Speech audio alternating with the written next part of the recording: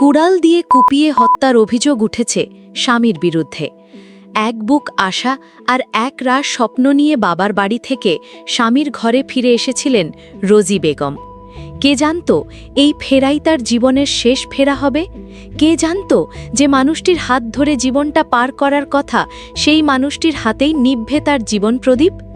টাঙ্গাইলের মির্জাপুরের নয়াপাড়া গ্রামে আজ নেমে এসেছে শোকের ছায়া। সোমবারের দুপুরটা আর 5টা সাধারণ দুপুরের মতোই ছিল, কিন্তু হঠাৎই এক মর্মান্তিক চিৎকারে কেঁপে ওঠে পুরো গ্রাম। লতিফ মিয়ার বাড়ির ভেতর থেকে ভেসে আসে এক আর্তনাদ, যা মুহূর্তেই স্তব্ধ করে দেয় চারপাশ। স্থানীয়রা ছুটে গিয়ে যা দেখলেন তার জন্য প্রস্তুত ছিলেন না কেউই।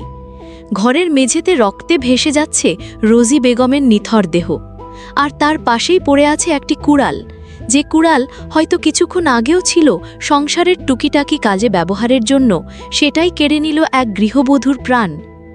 অভিযোগের তীর সরাসরি স্বামী লতিফ মিয়ার দিকে। পারিবারিক কলহের জেরে 3 দিন আগেই বাবার বাড়ি চলে গিয়েছিলেন রোজি।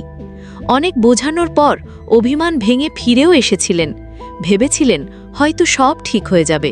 কিন্তু হায়, সেই ফেরাটাই যেন ছিল সাক্ষাৎ মৃত্যুর মুখে ঝাঁপ দেওয়া।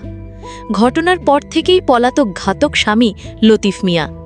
মির্জাপুর থানার পুলিশ ঘটনাস্থলে এসে যখন রোজির লাশ উদ্ধার করে, তখন পুরো গ্রামের আকাশ যেন কান্নায় ভেঙে পড়েছিল। একটি সাজানো সংসার, একটি নিষ্পাপ প্রাণ, সবকিছু শেষ হয়ে গেল এক নিমেষে। এখন শুধু বিচারের অপেক্ষা।